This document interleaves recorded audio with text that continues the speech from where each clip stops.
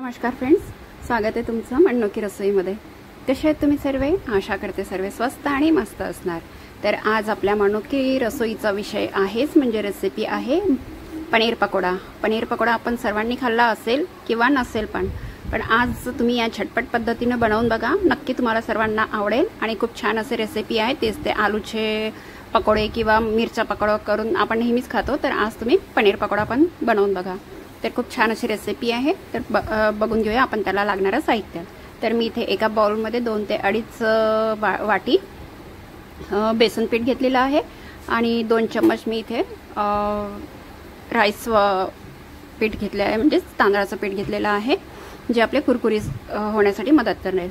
आणि त्यानंतर मी इथे 2 चम्मच तिखट टाकलेलं आहे, अर्धा चम्मच हळद टाकलेला आहे, अर्धा चम्मच म्हणजे धनिया पावडर आणि चवीनुसार मीठ आणि थोडा क्रश करून ओवा टाकलेला आहे। क्रश करून टाका तर फ्लेवर छान येतं आणि क्रश करून छान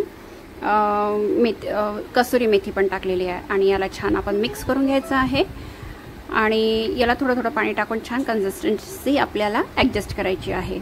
तर बघू शकता एकदम पाणी टाकायचं नाही, थोडं थोडं करून टाकायचं आहे। छान या पद्धतीने इथे बॅटर बनवायचं आहे याचं। आणि इथे लास्टमध्ये मी टाकलेला आहे थोडासा चिमूटभर खायचा सोडा आणि त्याला थोडं फर्मेंट व्हायसाठी पाणी टाकायचं आहे आणि छान मिक्स करून घ्यायचं आहे। याने काय होतं की छान फॉर्म येते त्याला।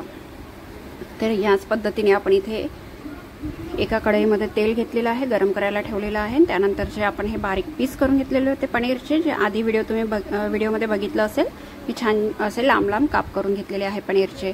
तर हे पनीरचे काप आपण त्या मिश्रणमध्ये डीप करायचे आहे। बघू शकताय तुम्ही, दाखवल्याप्रमाणे आपण इथे असं डीप करायचं आहे आणि कढईमध्ये टाकायचे आहेत। आपण त्याला छान डीप फ्राय करून घ्यायचं आहे। खूप छान अशी रेसिपी बनते। कधी आपल्याकडे गेस्ट वगैरे आले तर आपण नेहमी मिरची पकोडा किंवा आलू पकोडा बनवतो ना, त्यानुसार तुम्ही पनीर पकोडा सुद्धा बनवा, नक्की सर्वांना आवडेल। किंवा मग असं स्नॅक्समध्ये सुद्धा तुम्ही वापरू शकता।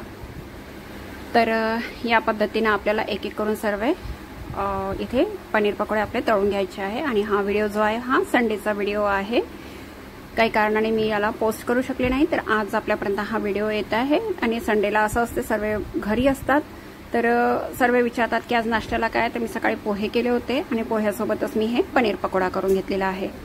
तर पोह्याची रेसिपी तर मी शेअर नाही केली, कारण सर्वांनाच आपल्याला माहिती आहे, काही नवीन नाही आहे। तर याच प्रकारे आपण इथे सर्व बाकीचे जे पीसेस केलेले होते ते सर्व इथे तळून घेऊया। आणि हो, जर तुम्ही नवीन असाल तर माझ्या चॅनलला सबस्क्राईब केलं नसेल तर सबस्क्राईब करून घ्या, व्हिडिओला लाईक करत चला, कारण की आपण एवढ्या मेहनतीने रेसिपी करतो आणि सर्वांशी शेअर करतो, तर याला पण एक काहीतरी अप्रिशिएट पाहिजे आहे। तर प्लीज छोटंसं एक लाईक करून घ्या आणि आपल्या मित्रपरिवारामध्ये सुद्धा आपला व्हिडिओ शेअर करत जा। तर बघू शकता छान एक एक करून आपण पूर्ण तळून घ्यायचे आहे। मजेदार अशी रेसिपी आहे, आपल्या सर्वांना नक्की आवडेल, नक्की ट्राय करा। आणि बाहेर आपण रेस्टॉरंटमध्ये अगर ही डिश घेतली तर खूप महागडी होते, कमीत कमी पैशामध्ये आणि कमीत कमी मेहनतीमध्ये आपण घरीच बनवून हे सर्वांना खाऊ घालू शकतो। तर अशा पद्धतीने ही डिश आहे। तर बघू शकता आपण इथे सर्व करून घेतलेले आहे एका डिशमध्ये, किती छान झालेले आहेत, कुरकुरीत पण झालेले आहे आणि सॉफ्ट पण झालेले आहे आणि आतमध्ये पनीर पण खूप छान म्हणजे असे तळलं जातं, तर खूप छान टेस्ट आहे। तुम्ही ह्या तुमच्या आवडीनुसार चटणीसोबत सर्व करू शकता। तर मी इथे टोमॅटो सॉससोबत सर्व केलेलं आहे। तर बघू शकता तुम्ही, आतमधलं स्ट्रक्चर पण किती छान आलेलं आहे। तुमच्या आवडीनुसार तुम्ही याचे पीस करू शकता, मी छोटे लांब लांब केलेले आहेत। तर बघू शकता लॉनमध्ये माझ्या सासूबाई आणि नणंदबाई बसलेल्या होत्या ओल्या हरभऱ्याचे दाणे काढत, तर त्यांना मी नेऊन दिलं, तर खाऊन खुश झाल्या, सर्वांना आवडलं। आशा करते तुम्हाला पण आवडेल। बनवून राहा मनोकी रसोईमध्ये असेच नवीन नवीन रेसिपीसाठी। पुन्हा नवीन नवीन रेसिपी तुमच्यासोबत मी शेअर करेल, त्यासाठी माझ्या चॅनलला सबस्क्राईब करा, व्हिडिओला लाईक करा आणि जास्तीत जास्त फ्रेंड्समध्ये शेअर करत चला। तर मग तुमची काही कंप्लेंट असेल तर ते सुद्धा तुम्ही मला कमेंटमध्ये सांगू शकता। तर भेटूया पण नंतरच्या